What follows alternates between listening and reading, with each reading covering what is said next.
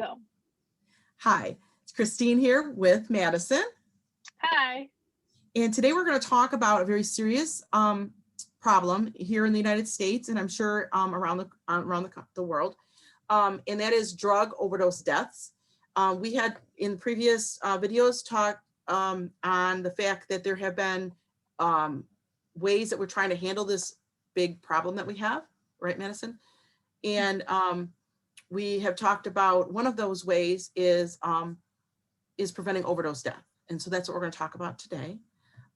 Madison's going to start us with a little fact, and I'm going to pull up some statistics so we can look at, what is it exactly going on with drug overdoses. Yep. So on from drugabuse.gov in 2019, 70,630 people were involved in national drug-involved overdose deaths. So that was the total number of deaths. And we wanted to share the statistic just to kind of show everyone how big of a problem it is and why we need these solutions. Yes, exactly. So 70,000 overdose deaths. Now these, if you read underneath, it says these include underlying causes include unintentional drug overdose or drug poisonings, suicide drug poisonings, homicide drug poisonings, and also drug poisonings of undetermined intent. So they don't know whether somebody was, intentionally or unintentionally poisoned by drugs. Okay, now this also includes all the drugs, right? It's not just one particular. And I'm going to show you another slide. And this one here is the national drug-involved overdose deaths among the number among all ages, okay, from 1999 to 2019, which is 10 years, and see how low they were and how it went up. Well, right around 20, if you look here, around 2013, all of a sudden this one spiked really high. And that's synthetic opioids other than methadone, because methadone is a synthetic opioid. And it was primarily fentanyl. So this is when fentanyl made the scene. And when fentanyl made the scene, things really started to change quickly. As you can see, there was many, many more drug overdose, drug poisoning deaths. And this poison, like when you look at heroin even took a dip in 2019. Benzodiazepines took a dip. See, so that, well, it was up and then it came down. So you can see this is with other, if you're interested in this, you can find this, we'll have it underneath, but it's drugabuse.gov. Drug topics, trends, statistics, overdose death rates. So that's where you find the information. I'm going to show one more slide. Okay, this one is national drug overdose deaths involving any opioid. So as you can see, this is any opioid. They also have a yellow line for male and a orange line for female. And it was 49,860, so almost 50,000 people. The deaths were from opioid poisoning. It's any opioid. It said there was multiple causes of deaths, but the total number is almost 50,000. So almost 50,000 people in 1 year died from opioid poisonings. And I'm sure fentanyl had a big factor in that. There's more slides if you want to look at more things. There's like your prescription drugs. I just want to bring this up. At one point, you can see how high it got in 2015 and 2016, and we're at 14,000 deaths per year from prescription opioids, which is by a doctor, has written that prescription. So we're going to talk a little bit about that. And before we do, I'm going to show a video. So that's what I'm going to do right now. I'm going to stop this share, and then I'm going to hit on to another. Okay, so we're going to watch a video. And it's called Naloxone Saves Lives. Originally, Naloxone came out as Narcan, which is the name brand. Is that correct, Madison? Yes. So the proper generic name is Naloxone, and then the name brand name is Narcan. So they basically are the same thing. We just wanted to let you guys know what the difference is. It's just in the names. So that's what it is. Yeah, so there's no confusion. Okay, so let's watch this great little video that was put up on NIDA, National Institute of Drug Abuse. So let's put this on. Did I hit share screen? I did. Okay. And let me open this up. And here's your video. Naloxone saves lives. No time to sit idly by.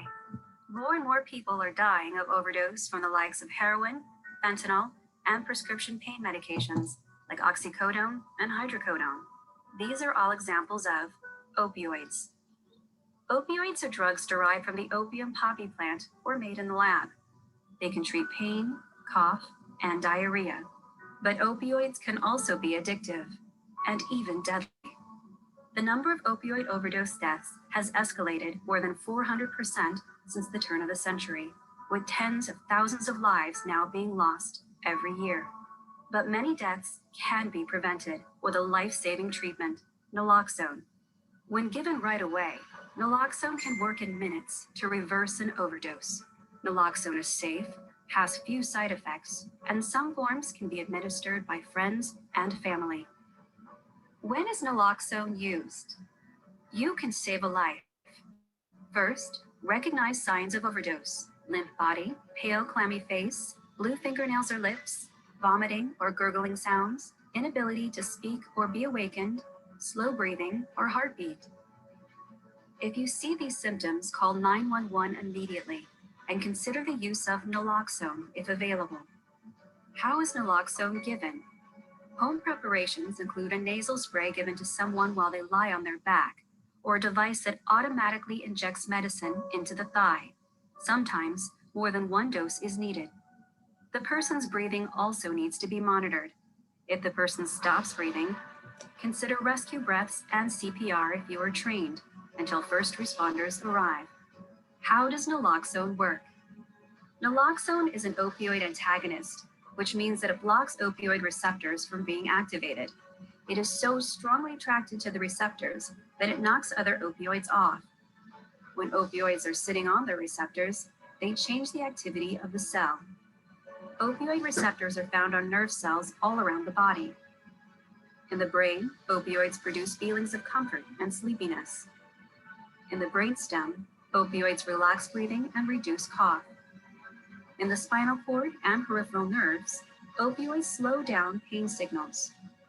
In the gastrointestinal tract, opioids are constipating. These opioid actions can be helpful. The body actually produces its own opioids called endorphins, which help calm the body in times of stress. Endorphins help produce the runner's high that helps marathon runners get through grueling races. But opioid drugs, like prescription pain medications or heroin, have much stronger opioid effects, and they're more dangerous. Over time, frequent opioid use makes the body dependent on the drugs. When the opioids are taken away, the body reacts with withdrawal symptoms such as headache, racing heart, soaking sweats, vomiting, diarrhea, and tremors.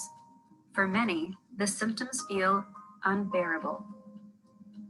With continued use, opioid receptors also become less responsive, and the body develops tolerance to the drugs. More drugs are needed to produce the same effects, which makes overdose more likely. Overdose is dangerous, especially for its effect in the brainstem, relaxing breathing. Breathing can be relaxed so much that it stops, leading to death. Naloxone knocks opioids off their receptors all around the body. In the brainstem, naloxone can restore the drive to breathe and save a life. But even if naloxone is successful, opioids are still floating around, so expert medical care should be sought as soon as possible. Naloxone works for 30 to 90 minutes before the opioids return to their receptors. Naloxone may promote withdrawal because it knocks opioids off their receptors so quickly. But otherwise, naloxone is safe and unlikely to produce side effects. Naloxone saves lives. From 1996 to 2014, at least 26,500 opioid overdoses in the United States were reversed by laypersons using naloxone.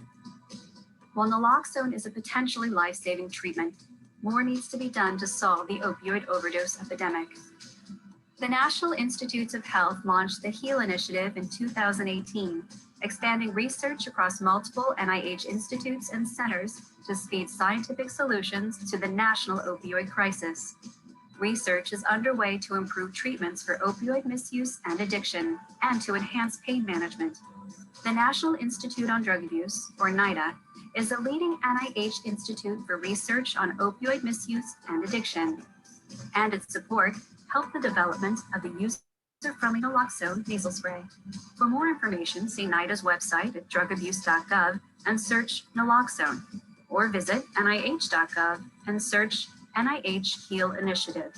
General opioid information can also be found at MedlinePlus.gov. This video was produced by MedlinePlus, a trusted source of health information from the National Library of Medicine.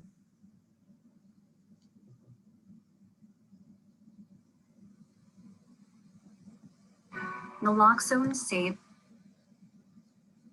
Okay. So as you can see, naloxone does save lives. One of the things I know is here in Michigan, there's trainings that are free that you can go to and attend. And most often agencies will have their employees train. I've been trained in naloxone, how to provide naloxone. So that's one thing. We will put links in our comments box to different resources. Also, go ahead. I would say one of the websites you could go to is getnaloxonenow.org. They have bystander training, so that's the one that anyone can take and get trained on how to use naloxone, which is very beneficial for everyone to have. Yes, and at the CVS pharmacies, Rite Aid and Walgreens, I know you can get naloxone without a prescription. There's a couple of little tips and facts that I wanted to mention about naloxone. One is if you see somebody that has the signs of overdose and you have naloxone and you administer naloxone and they're not having a drug overdose and something else is wrong, that is not a problem. It's not going to harm them. The naloxone doesn't harm somebody. So it's like putting a Band-Aid on skin that doesn't have a cut. It's not going to hurt anything to put a Band-Aid on there. It's the same type of thing. It's not, there's no reaction that's going to, make things worse or anything like that, in case people are worried. Well, what if it's not an, overdose? And oftentimes when the police arrive or an ambulance or the fire rescue people, any of those people that arrive, the first thing they're going to do is administer the Narcan. They have it, they carry it. And sometimes it takes more than one dose. Sometimes it's 2 or 3 doses before somebody's brought back. And sometimes it doesn't work at all because it's been too long. But most of the time it's very successful and it's very, very helpful. The other thing I was thinking that was important fact that we probably should talk about is how they said it only works for, I think 30 to 90 minutes, I believe that the video said. Well, what happens is there's still opioids floating around in the system. So after it wears off, those opioids can reattach to the receptors and it can cause another overdose. So sometimes people think that, oh my gosh, they took more drugs. No, there was still more drugs in their system. So that's why it's very, very important to get to the hospital. Is there anything else you would like to add, Madison? I just want to reiterate the fact that even when you do use naloxone, you still want to call 911 and get that person medical attention right away, just to help them even further. Yes, it's very important. And this is a prevention tactic, a tool, in our toolbox of prevention. And this isn't also, like we were talking, Madison and I were talking earlier, it's not just people that are addicted to drugs that could have an overdose. It can be anyone that, the first time that they've used a prescription medication after surgery, they could have a reaction and overdose. Everybody's body's different and responds differently to medications. So let's get the stigma on the idea that it's only drug addicted people that this happens to. And perhaps there is a dependence. Maybe they are on prescription medications. Okay. However, it's not just addicts and alcoholics that have overdoses. Any human being can have an overdose. Yes. And yeah, it is really important and it's really good for everyone to be trained. So we really recommend that everyone, we will add links into the comment box as well. So check out those links and get trained yourself as well. Yes. And don't forget to like and share our video. And also follow us on the at the PreventionGram on Instagram, because we also will be posting this on there. And thanks for watching, and you'll hear more about this subject, I'm sure, soon. So thank you. Bye.